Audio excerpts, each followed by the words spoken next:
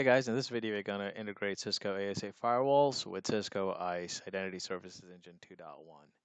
So first we'll click on Administration, then Network Devices, then we'll click on Add Device. You'll give it the name, Cisco-ASA, the IP address of my Cisco ASA.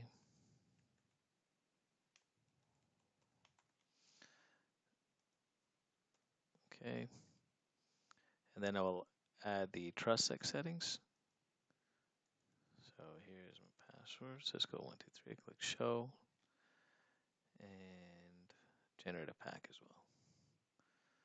Here we'll do the credential key is again Cisco123, capital C, 1 year, generate pack, and then click submit. So I'm pretty much done with adding the device to Cisco ASA to ISE. Now let's configure my ASDM. So I'm going to bring over my ASA here. And let's click on firewall. Firewall, click on Identity by TrustSec. We'll enable the SGT protocol. And click Add here. So the pure IP address. So this is the IP address of my ISE server.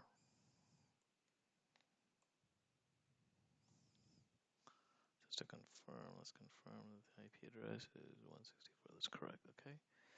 So the mode here, the mode is peer. So this is what mode is my peer in. In this case, my peer is Cisco ISE, and the peer will be a speaker, and that's the IP address. The password will be default, which I will put here. Okay. So click on OK. Source, this is the IP address that my ASA will communicate from, usually the IP address of my management interface. Cisco 123, 123. Okay, now let's manage a server group for the AA server groups. So I will add another server group. This one I'll call ISE-radius. Got a spelling mistake there. Okay, radius. I think all is good. Okay, now under this highlighted group, I'm going to add an IP address. The interface would be management. Now we'll communicate from the management interface with this ISE server. 64. Usually the authentication ports are 1812 and 1813 for the accounting. And the secret key here was Cisco 123. Hit OK. Hit OK. Let's import the pack that we created, downloaded. Click that. Cisco ASA.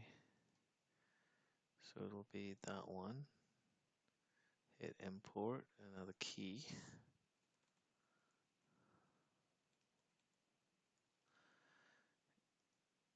Pack imported successfully. Very good there. And I believe now we click on apply. So now let's check and see if our configuration works. So click on monitoring. On the monitoring, click on identity by TrustSec. Click on the pack, see if your pack is accepted. Usually you'll see all the key here and all the information there. Click on the environment data. As you can see, I've started importing all my security group tags. It's valid. I've got total entries of 22. SXP connections. So now my SXP connection status is off. As you can see, my role is a listener, and I won't have any mappings here. So let's fix that real quick. Let's go back to ISE and go to Work Centers. Under Work Centers, click on SXP, and I'll just add an SXP device. So this will be my Cisco ASA. Cisco-ASA. The IP address of my Cisco ASA is 10.94.230.1621. Peer role will be a listener, and my policy service node is ISE2. SXP domain is default, status enabled. Let's do version 2. Password is custom, and it's Cisco 123. Click Save. And if you've configured this right, as we hit refresh, it should turn to on. So that's good. So do I have any mappings here? I have a mappings for the security group tag architects, and this is the IP address. It is on. This is the IP address. It is learned from. That's the IP address of my switch. It's learned by the protocol XSXP. This is the domain. So let's go back to my ASDM now and see if I have. Let's refresh this page, and I should have the architects in there. So now let me pull up my Windows box. It's not opening, so give me a second. Let's pull it over here. So now I'm logged in as architect. Let's log in as something else. Let's log in as contractor. So let's go 1, 2, 3. Hit login. Let's pull over my switch. See what I'm seeing there.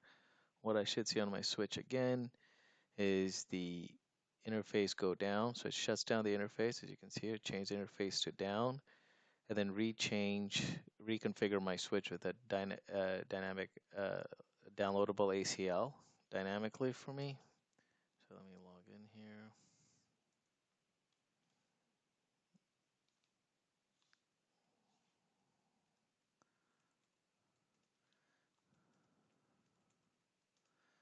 Okay, show access list.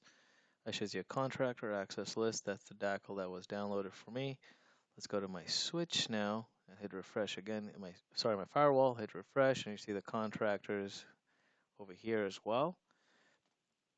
And finally, I will see what everything looks like on my ICE box. I go to SXP, click on SXP mappings, and that should change to contractors as well.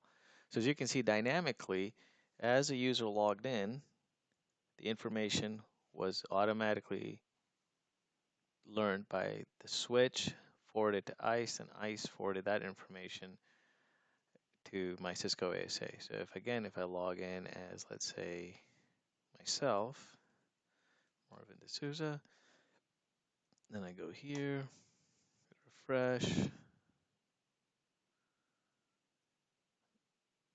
go back to my firewall. Maybe I am under contractors group, so that may not change. Production user. So it changed. Let's go back to ICE and see. But in a nutshell, this is exactly what you need for the configuration. Let's check that. Production users. So there you have it, folks. Very easy, quick video to configure and integrate Cisco ASA with Identity Services Engine. Hope you enjoyed watching, and thanks.